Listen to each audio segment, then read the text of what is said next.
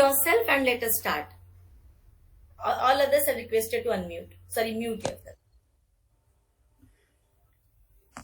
Good afternoon, everybody. I Good welcome all of afternoon. you for the afternoon session. Today is the second session of this studying Bhagavad Gita. I welcome on behalf of Prayas Theosophical Lodge working in Ghaziabad. First, let's start with the universal prayer before we commence our class today.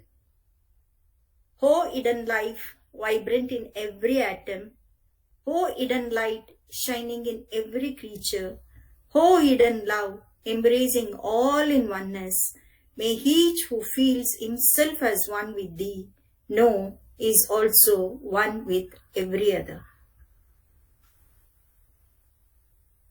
Hope the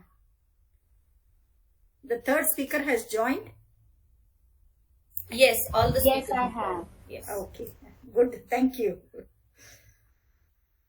Now let's start with chapter number 4. It will be dealt by Kritika Goyal. So majority of us know Kritika Goyal very well. She is an engineering graduate who has pursued her BTech in Mechatronics from Banasthali Vidyapita, Rajasthan.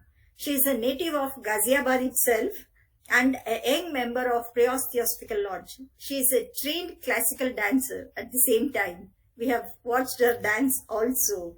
She likes to travel around the world. Still, there is sufficient time and explore new things. She is a quick learner and enthusiastic who likes to participate in public speaking and debates. She is always eager to help others in whichever the way it's possible to her.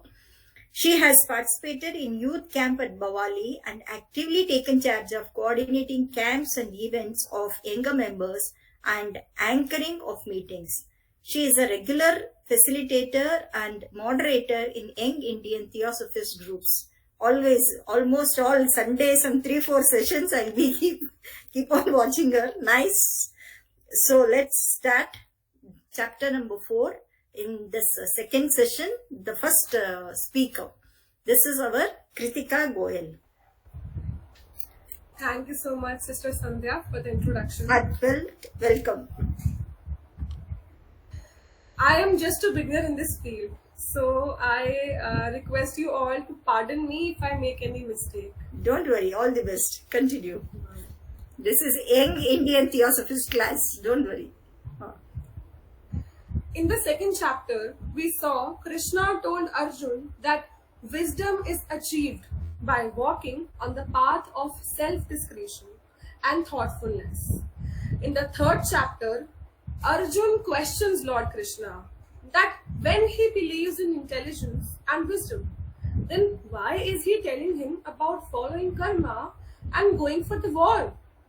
To which Sri Krishna replies that one can achieve wisdom by performing his duty, that is, his karma. To understand karma, the concept of karma, that is, action, vikarma, that is, harmony inside, and akarma, that is, inaction, has been brought in this chapter, that is the 4th adhyay, the yoga of renunciation of action in knowledge. Or you can also say Gyan Vibhag Yoga. Physical action along with harmony inside leads to no tiredness. That is, you feel that there is no action or karma. Vikarma can be achieved by vikarma elements such as unity in mind and activity, remembering that you are not immortal, and by not running after the physical reward and etc. When karma is carried out with vikarma elements, it then leads to akarma. It means that an individual is doing some activity, yet he feels that he is not doing anything and he is not feeling tired. He is as fresh as ever, as if he is not doing any action because he is relaxed and not tired. Now I will take up the verses of chapter 4, and for that I request Urina auntie to share the verses on the screen while I am explaining each.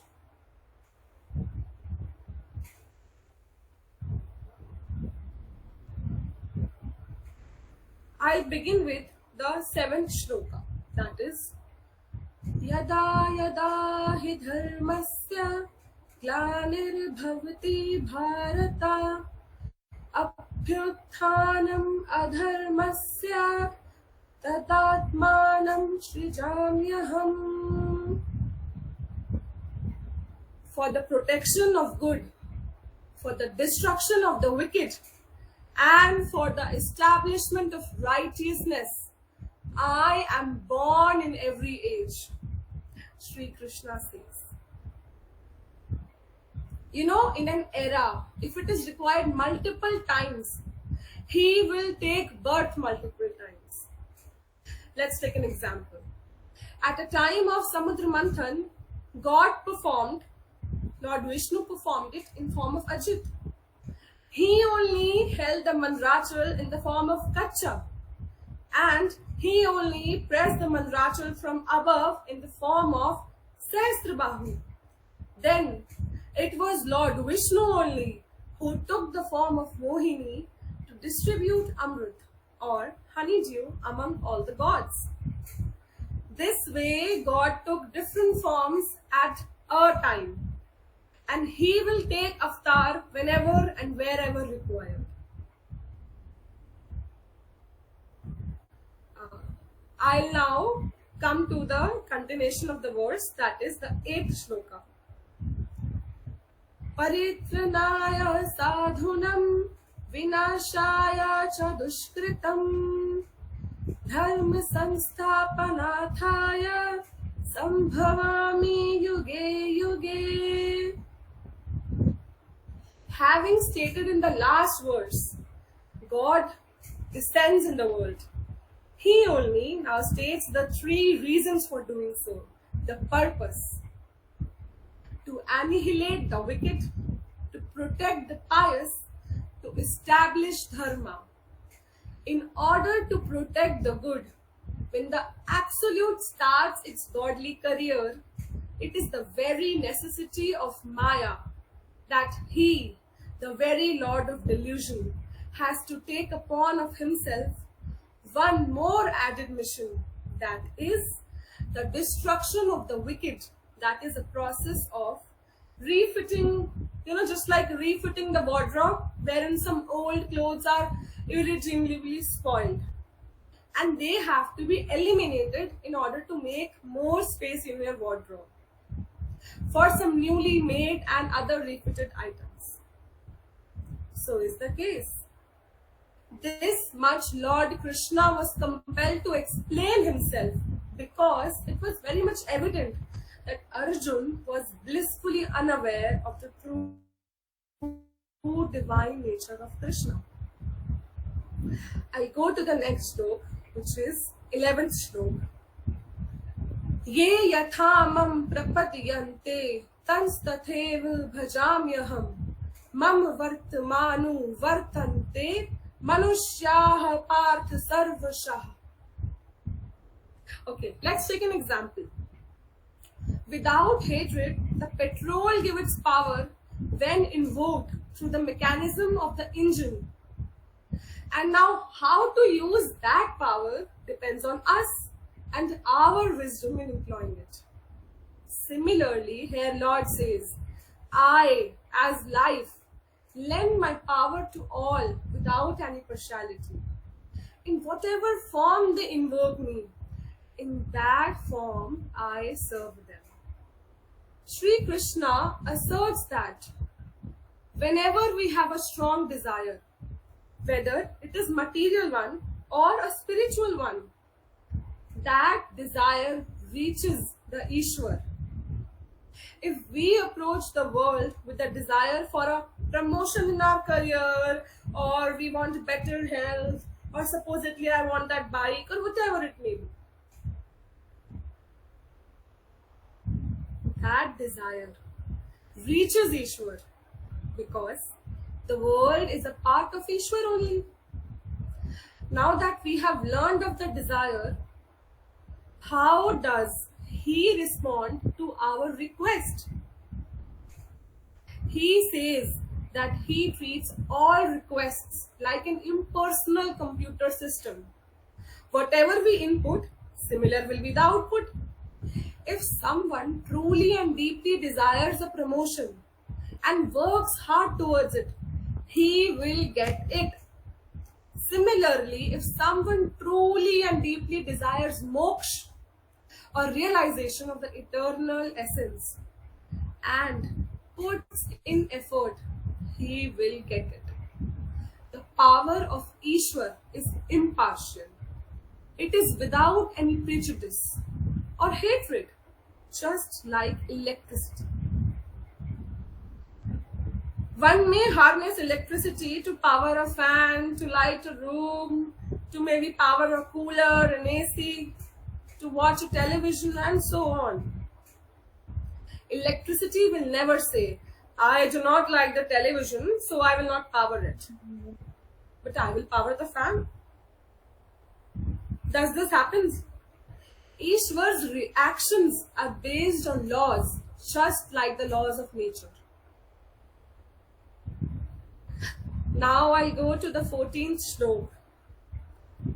Namam karmani limpanti, name karma phale spriha, itimam yo bhijanati, karma bhinasa badhyate. The Lord, Shri Krishna, says, activities do not taint me, nor do I desire the fruits of actions. One who knows me in this way is never bound by the karmic reactions of work. For example, the sun reflected in a bowl of water. It is entirely dependent upon the condition of water. The reflected sun on that bowl of water is shaken when the water in the bowl is disturbed. And it appears to be dim when the water is muddy. Isn't so? Neither the dimness nor the agitations of the reflections have caused any change at all in the original subject, the sun in the infinite heavens. Similarly, the ego suffers the evil tendencies and such other pains on the mind and also gets disturbed due to the desires for the fruits of its actions. The self, in its pure conscious nature, is not at all affected by these delusory disturbances of its own reflection in the mental pool.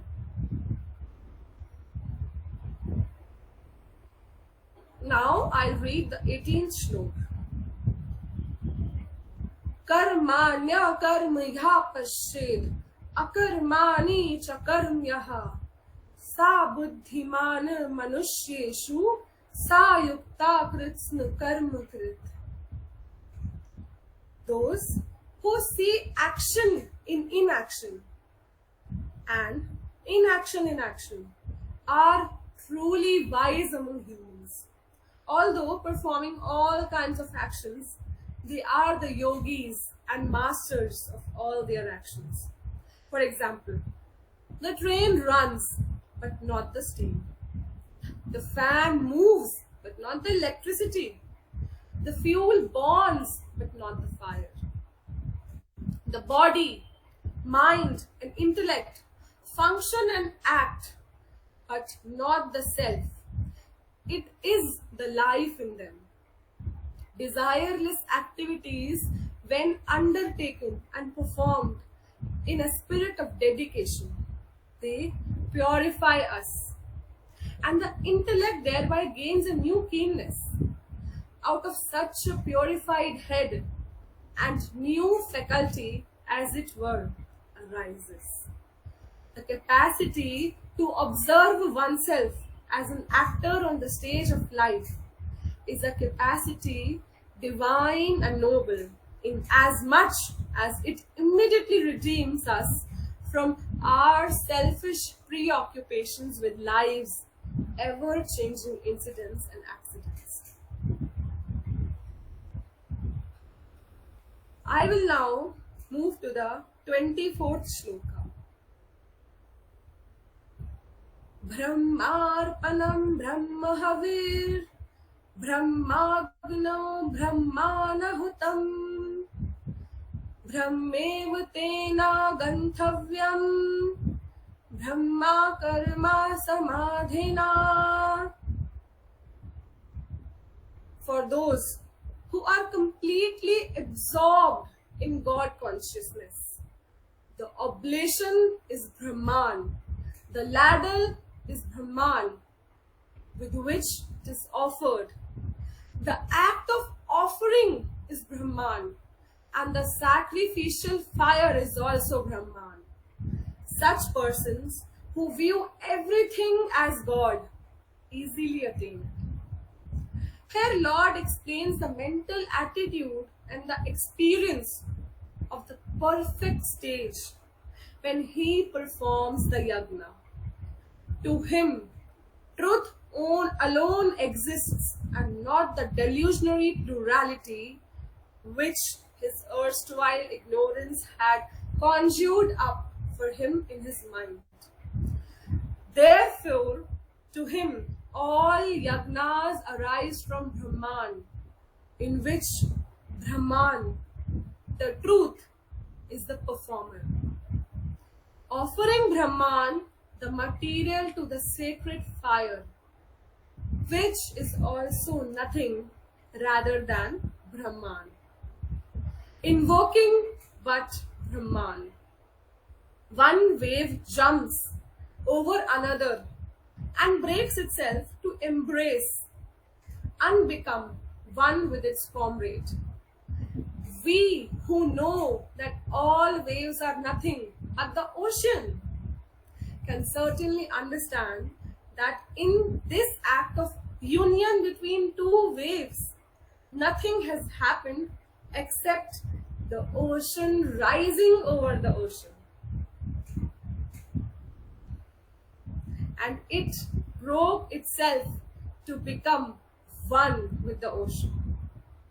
If an individual can see the substratum or the essential nature in and through all names and forms, actions and behaviors, to him, irrespective of all conditions and circumstances, all beings and things are but a remembrance of the infinite blissful truth.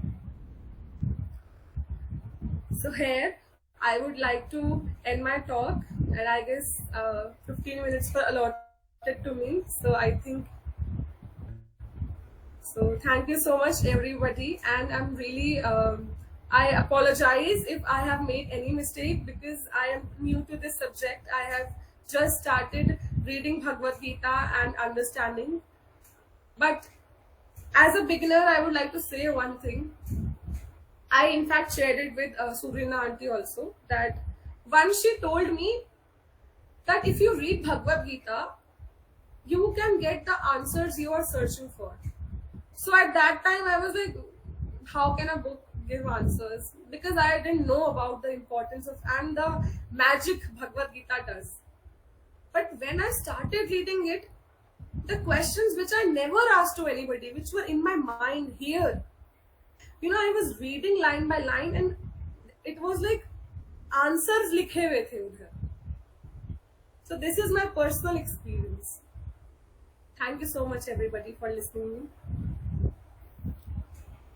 Thanks, Kritika. Such a beautiful explanation. The main core of chapter 4 is Shloka 24, which you have said, no?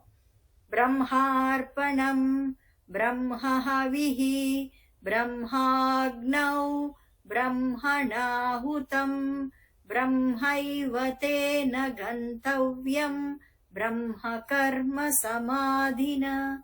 So everything has come from Brahma, everything goes to Brahma.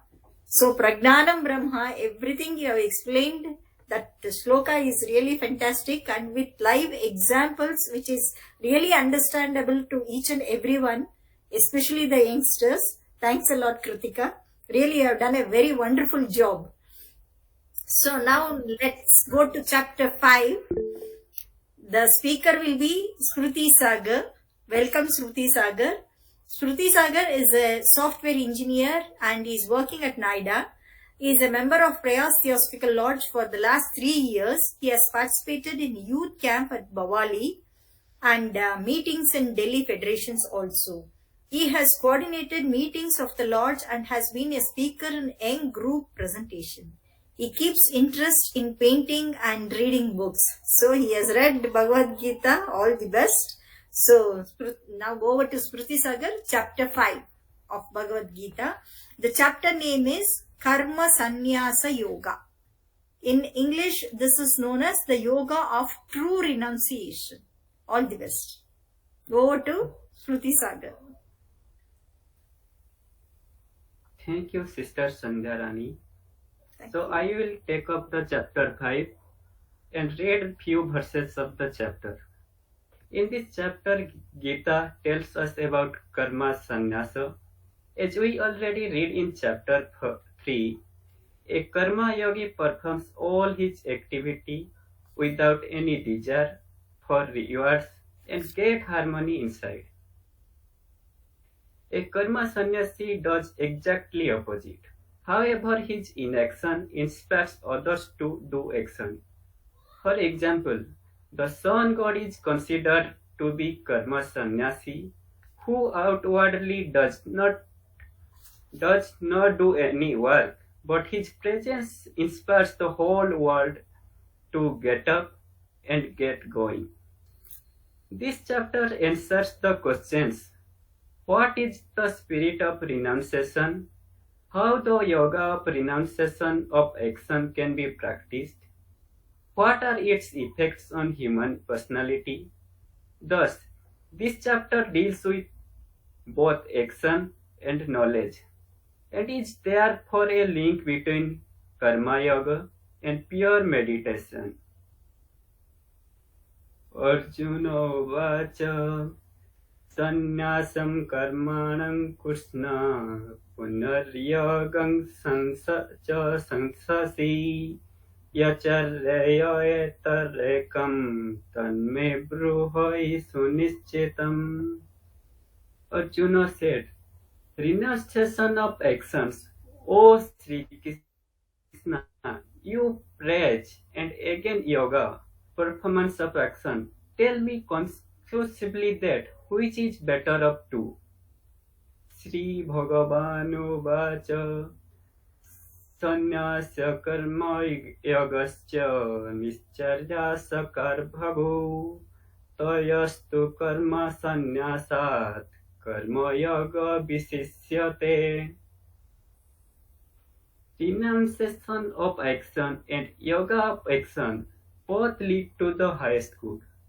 But of the two, performance of action is superior to the renunciation of action. Man is essentially prone to be inert and inactive. He prefers to get the maximum benefit from the outside world with the minimum exertion. From this stage of utter inactivity, he goes to the first stage, where he works because of promoting of his desires. The second stage of his evolution is from the desire-motivated activities to dedicated activities in the service of others with least ego. In this stage, when the ego is subordinated, his vasanas get exhausted and mind becomes pure. With the purity of mind, he reaches the third stage, where he meditates for realizing the ultimate goal of joy and peace. The Lord says renunciation of action and performance of action both lead to the liberation of highest bliss. Yet of these, performance of action is much better than renunciation of action without the knowledge of the self. However, it will be seen later that renunciation of action with the knowledge of the self is decidedly superior to performance of action without such knowledge. संन्यासतु महाबाहो दुःखम् अद्भुतम् अयज्ञतः यज्ञयुक्त मुनिर्ब्रह्म न चिरेण अधिक्ष्यति. But the renunciation of action, O mighty earth, is hard to attain without performance of action. The sage, purified by devotion to action, quickly reaches Brahman. The Lord means that the method of performance of action is easier for beginner and qualifies him for the higher path of purifying his mind. Hence, it is the proper and therefore superior course, especially for such beginners. Without performing action, the renunciation of action is impossible. Mind gets purified by performing right actions, which enables one to have a deeper meditation leading to renunciation of all activities. If this process is cut short and activities are renounced in the beginning itself, it will amount to physical inactivity where the purity of mind and meditative power cannot be gained. One who is engaged in selfless and unattached activities develops single-pointed meditative power. He is called Muni, who will reach the supreme experience of the self in him before long. A sage purified by the performance of selfless action soon attains Brahmanam. The true renunciator is not he who remains completely inactive, but he whose work is done in a spirit of detachment. Renunciation is a mental attitude, the casting of desire in work. True work is work with all desire renounced. Yagar Utta Visaddhatma Vijatmatma Jitendriya Sarva Bhutatma Bhutatma Kurvana Pina Lipyate. With the mind purified by devotion to performance of action, and the body conquered and senses subdued, he who realizes his self as the self of all beings is not tempted though he is acting. Sri Krishna explains the different stages of development and change that would take place in an individual through Karma Yoga. One who is established in Karma Yoga gets his intellect purified with reduces agitation caused by desires or emotion from within. With the selfless action and no anxiety for the fruit, his intellect becomes immune from disturbances which are reflected in his mind. When a man gains inward peace at intellectual and mental levels, it becomes easy for him to control his sense organs from their tendency to run after sense object.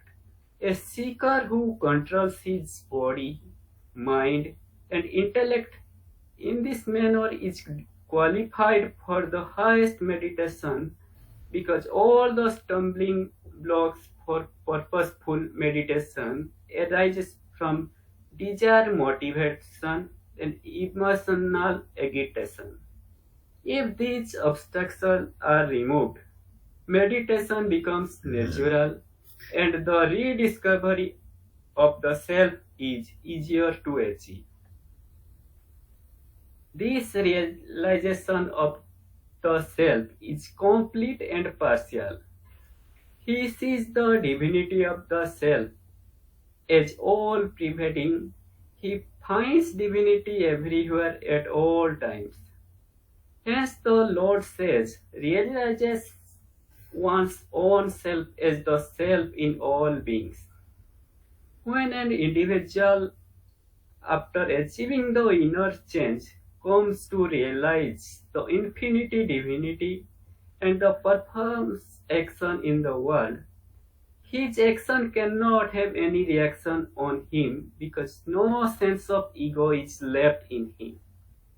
This verse highlights that it is the desire motivated egocentric activities alone that creates vasanas in the intellect, which block the discriminative power to experience one's own essential nature of eternal divinity. कायेन मनसा बुद्ध्या केवलैर इन्द्रियैरपि योगिन कर्म कुर्वन्ति संगम तत्त्वमशुद्धये.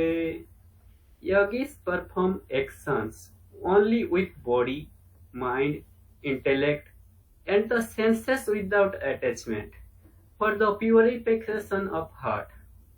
The karma yogis always utilize their organs of action, knowledge, mind, and intellect, renouncing all attachment. The sage remains as he were a mere observer of all that is happening around him. The karma yogis are those who are devoted to the path of action, free from egoism and selfishness, who work for the purification of their hearts without any attachment to the results of their action, and who dedicate all their action to the Lord as their offering. Yakta karma phalam tattva santimapnayati nastikim ayuktam kamakarena phale sakta nibhadyate. A selfless man who has renounced the fruit of his actions attains peace, bonds of steadfastness, but the one who is not selfless, led by desire, is attached to the fruit of action and therefore bound. The harmonious man who does action for the sake of the Lord without expectation of the results, and who considers all his actions as offering to the Lord only, and not for any personal gain or profit, attempts peace arising out of steadfastness or devotion. Steadfastness is achieved through the following four developments. First is purity of mind, second is gaining of knowledge, third is renunciation of action, fourth is steadiness in wisdom. Peace is not a product of external origin, but it is a mental condition in an individual when he is not agitated by any kind of disturbing thoughts. Peace is an unbroken feeling of joy, a symbol of an integrated personality. Sri Bhagavan says that this can be thought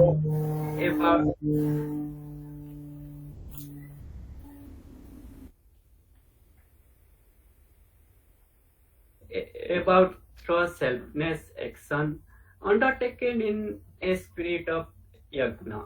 When a worker renounces his egocentric sense of agency and desire for the fruits of his actions, he immediately becomes an integrated personality and experiences peace. Thank you. This is my concluded. Thank you very much, Shruti Sagar. Really, your presentation was very nice, and the way you concluded with the gist was really fantastic, I can say. If one wants to become elevated, okay, in Kannada we say mukta, what one has to do. Very nicely you have concluded. First and foremost, realization of the self or the divinity in oneself. That's fantastically you have explained it to us. Then steadiness in the wisdom. Yes, one should have that wisdom. Then gaining of the knowledge. This is the main thing which we are in the process of. Then renunciation of the fruit. What else can we expect other than renouncing the fruit? Whatever we are doing, this is for the entire world. So this chapter name is Karma Sannyasa Yoga. So one has to do karma at the same time, he automatically will become sannyasa. He will renounce the fruit of action.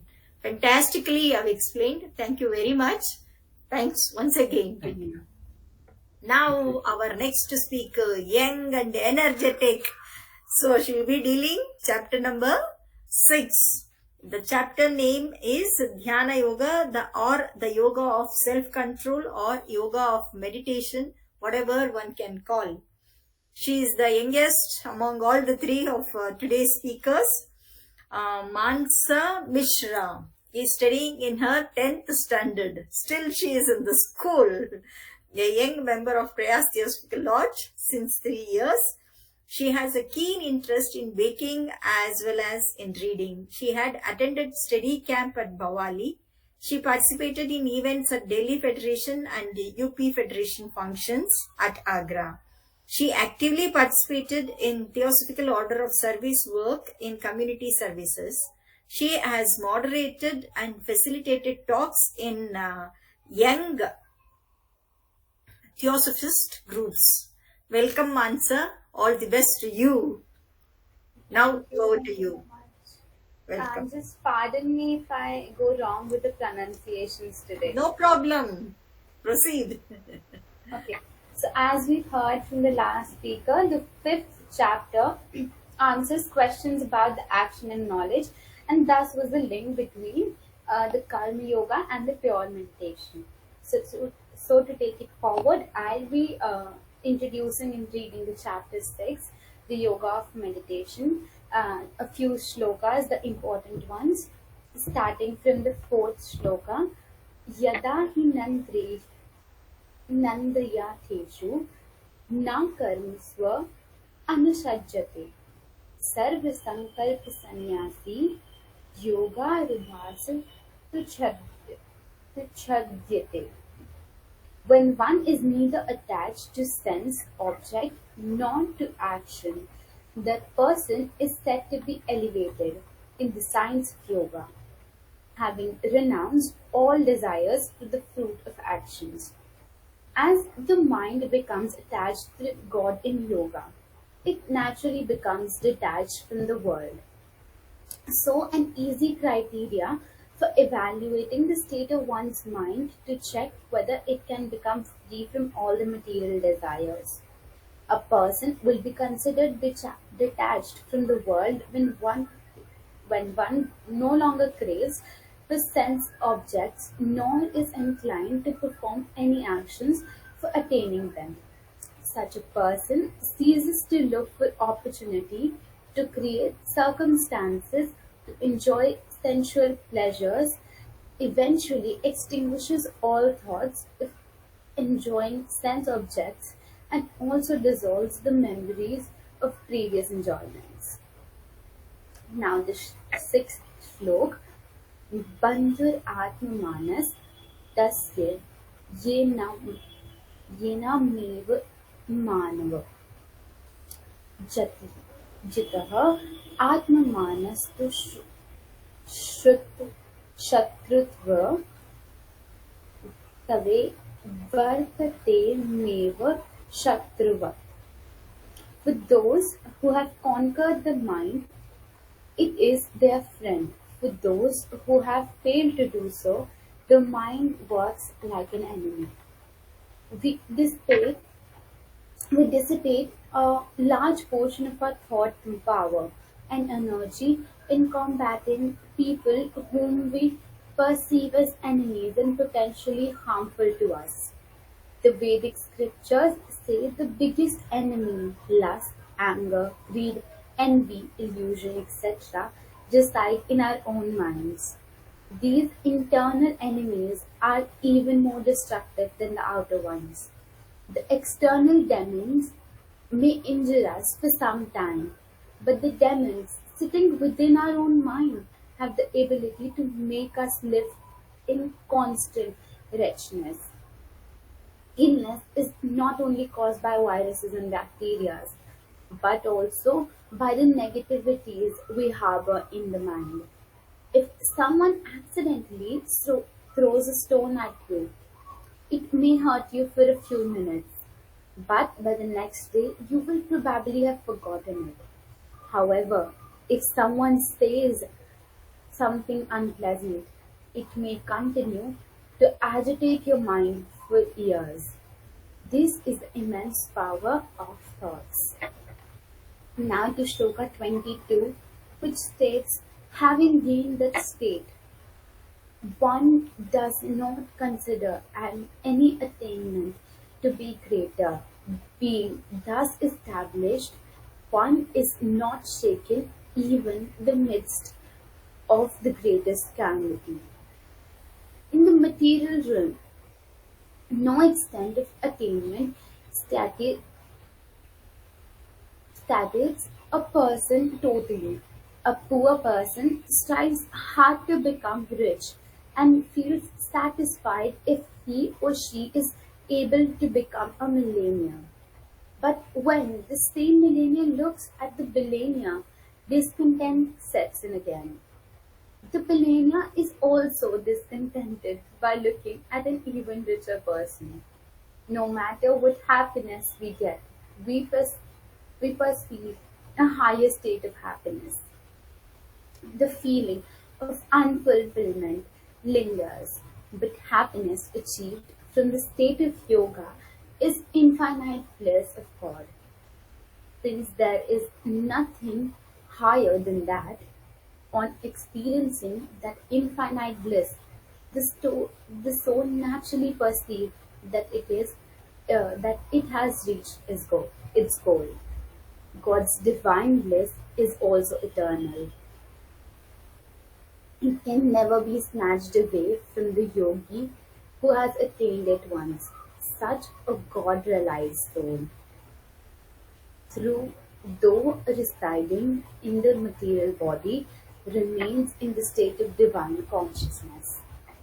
Shlok 30 says, Yomam pashyati sarvatra sarvam cha mayati pashyati tahasyam na pranayashmi sacha med na pranashyati.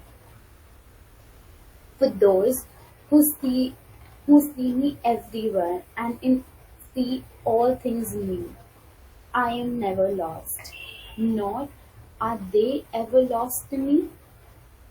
To lose God means to let mind wander away from Him, and to be with Him means to unite the mind with Him. The easy way to unite the mind with God is to learn to see everything in its connection with Him. The mind separates from God when it gets attached to a friend or a relative. Now, if we train the mind to see God in that person, then each time the mind wanders towards him or her, we would think, Sri Krishna is seated in this person, and thus I am feeling this attraction. In this manner, the mind will continue to retain its devotional absorption in the Supreme. Now, the 34th shloka, which says, Chanchalam hi manah Krishna prathamati balavadridham tasya aham nirgraham manya Vayorev Sudaksh Sud Dushkarma. The mind is very restless, turbulent, strong, obstinate, O Krishna. It appears to me that it is more difficult to control than the wind. Arjuna speaks with all of us when he describes the troublesome mind. It is restlessness because it keeps splitting in different directions, from subject to subject, situation to situation. It is turbulent because it creates upheavals in one's consciousness in the form of hatred, anger, lust, greed, envy, anxiety, fear, attachment, etc. It is strong because it overpowers the intellect with its vigorous currents and destroys the faculty of discrimination. The mind is also obstinate because when it catches the harmful thought, it refuses to let go and it continues to ruminate over it again and again, even to the dismay of the intellect, thus enumerating its unwholesome characteristics. Arjuna declares that the mind is even more difficult to control than the wind. It is a powerful analogy for no one can ever think of controlling the mighty wind in the sky. In this verse, Arjuna has addressed the Lord Krishna. Krishna is he who forcefully attracts the mind of even the most powerfully minded yogis and paramahasanas. Arjuna is thus indicating that Krishna should also attract his restless, turbulent, and strong, obstinate mind. The next shloka states where Lord Krishna said, O mighty armed son of Kunti, what you said is correct. The mind is indeed very difficult to restrain, but by practice and detachment it can be controlled. Shri Krishna responds to Arjuna's comment by calling him Mahabhavo, which means mighty armed one. He implies, O Arjuna, you defeated the bravest warriors in the battle. Can you not defeat the mind? Shri Krishna does not deny the problem by saying, Arjuna, what nonsense are you speaking? Or something like that. The mind can be controlled very easily. He did not say that. Rather, he agrees with Arjuna's statement that the mind is indeed difficult to control. However, so many things are difficult to achieve in the world, and yet we remain undaunted and move forward. And we know that the mind runs towards the object and its attachment, towards the direction it has been habituated to running in the past. The elimination of attachment eradicates the unnecessary wanderings of the mind. Abhyasa means practice or a persistent effort to change an habit or the development of a new one. The first time people began typing, they're able to type a word per minute. But after years of typing, the fingers fly on the keyboards at the speed of 80 words a minute. This proficiency comes solely through practice. Similarly, the turbulent mind has to be made rest on the lotus feet of the Supreme Lord through Abhyas. Take the mind away from the world. This is Vairagya, and then bring the mind to rest in the God. This is Abhyas. Now to Shlok 45. Prayatna Yatmanas Yogi Tanyasubha Chibishah Anek Janma Sansidhasa Tato Yati Param Gatim.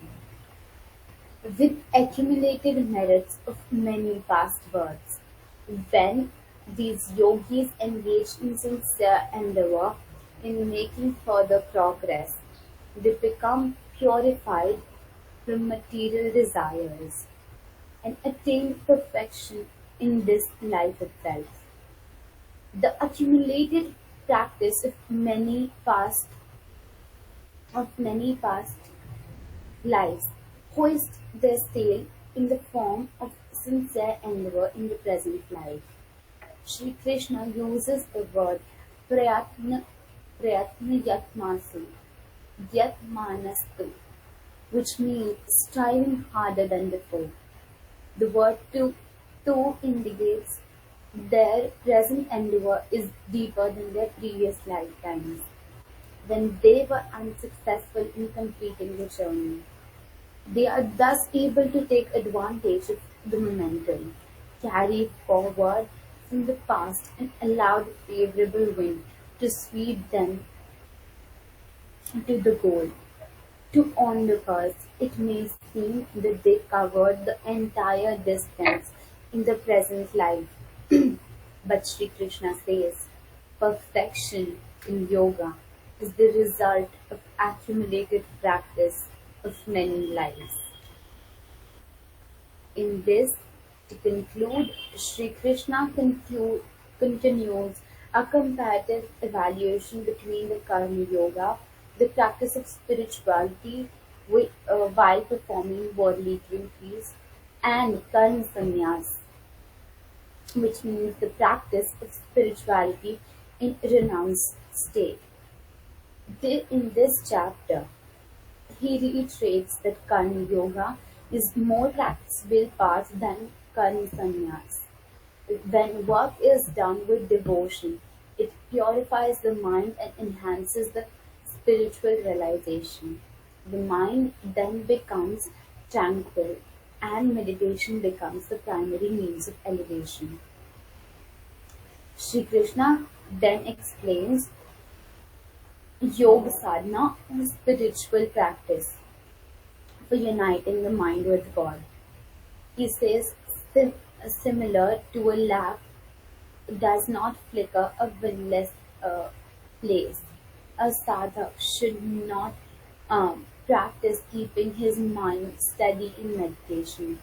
He agrees that it is difficult to restrain the mind, but it can be controlled by practice and detachment. Therefore, whenever it wanders away, once one makes to bring it back and continue to focus on God. Then the mind gets purified and is established in samadhi, which is a joyous state where one experiences infinite divine bliss. Thank you. I conclude my speech here. Thanks a lot, Mansa Mishra. Finally, you have given the gist of all the 3 chapters as well as your own thing. Karma Sannyasa Yoga, then accumulating knowledge, that is Jnana Karma Sannyasa Yoga, that and your Dhyana Yoga. How to practice, how to be, that is Abhyasa and Vairagya. How to be dispassionate with live examples you are given. I was just remembering very recently during this Dasara, Mysore Dasara is very, very famous, world famous. I was just thinking when all those elephants together, everything, the way it is so synchronizing. When animals can be trained, why can't human beings? So nice. It's our mind, and very nicely you have explained. The mind itself is our friend as well as our own enemy. If we control our mind, if we train our mind, it's our friend. Otherwise, our mind itself is our enemy. Very nicely you have explained, including the typing. I know typing. Yes. First we used to see the thing key and then we used to type. Now I will be seeing something, but I can just aramse type. Yes, practice makes man perfect. Completely perfect. Your lecture was really perfect. Okay, that means to say that you have really practiced it. Abhyasa and Vairagya. Very nice, nicely concluded. And finally, you have said perfection of this yoga. This is the way one has to reach. Very beautifully explained Abhyasa and yoga. Yes, very nice. Congratulations to all the three speakers. Today's lecture was really very thought-provoking and really elevated. Very nice. Thanks a lot to all of you. Yes, Narendra Mohanty ji, welcome. Please. You have to mute the phone, mobile. Mute. Sarvalanya ji, kahiye. Unmute your phone and then speak. Unmute.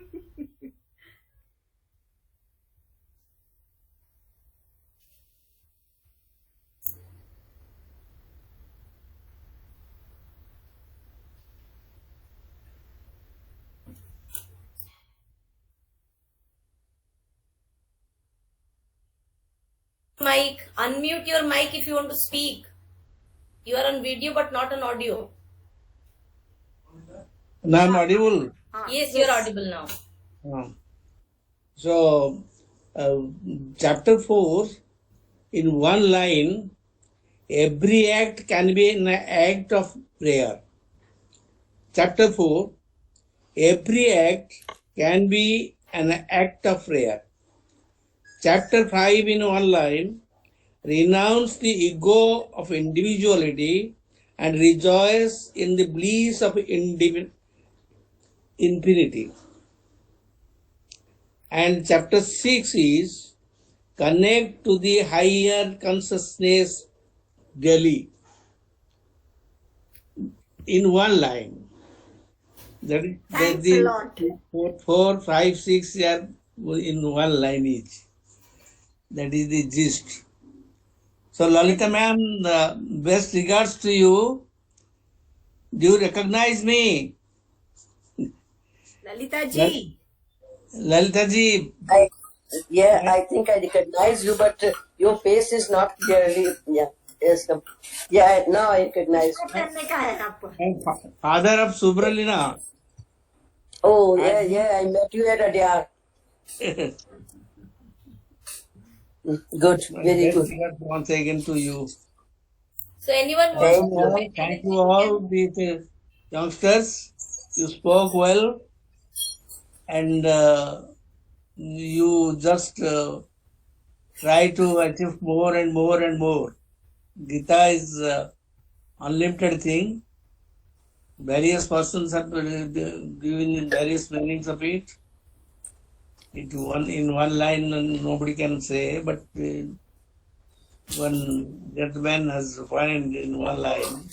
We have to keep on trying and trying.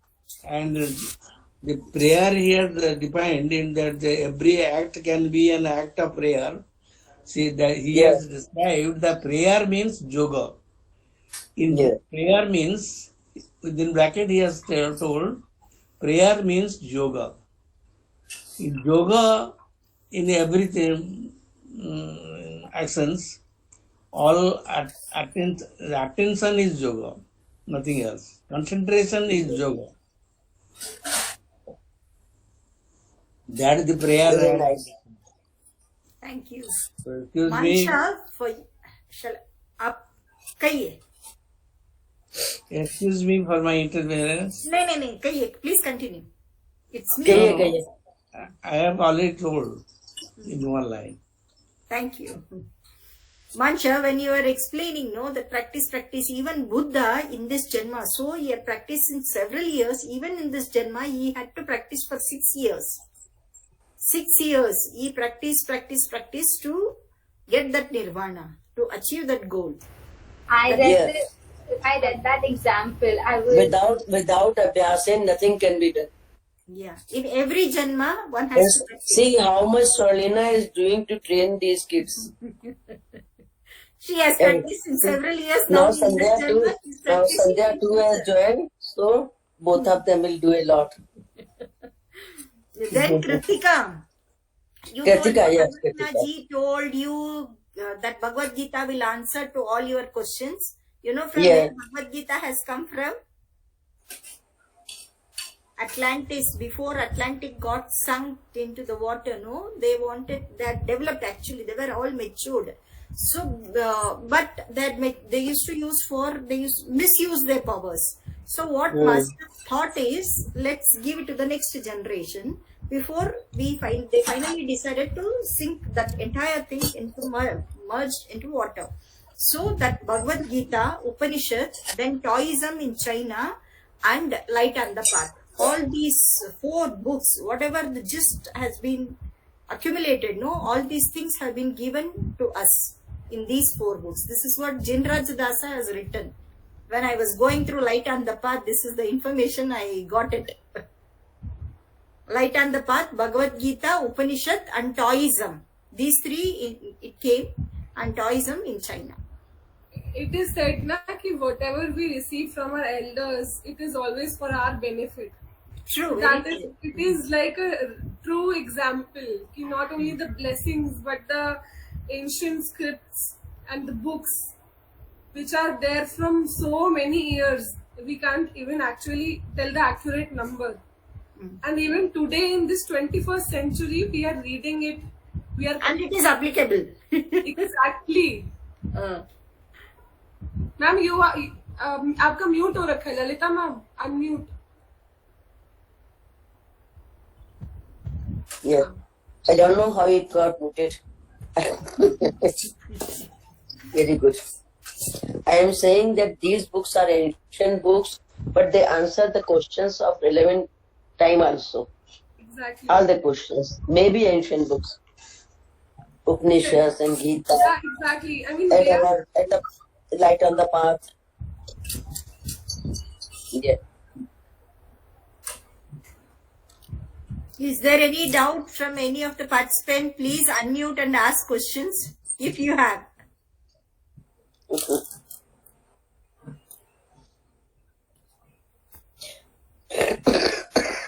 The time is up. Shall we conclude? Let's meditate for a few moments before we chant the Okay. concluding meeting.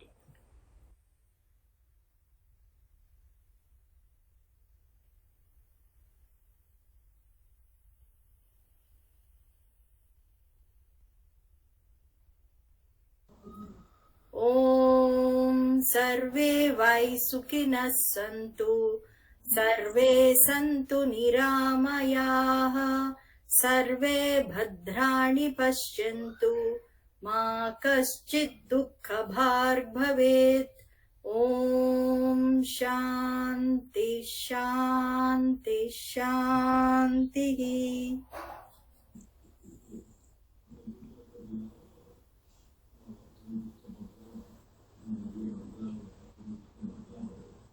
Thank you all for your all best contributions you have given. All the 3 have given the best thing. And please join us next Sunday for Future. continuing this. Yes. Yes. Thank you all. The meeting is Thank over. you for reminding, Suralina. I'd almost want to sleep as usual. Thank you. So see you Okay. next week. Yeah. Thank you. Bye-bye.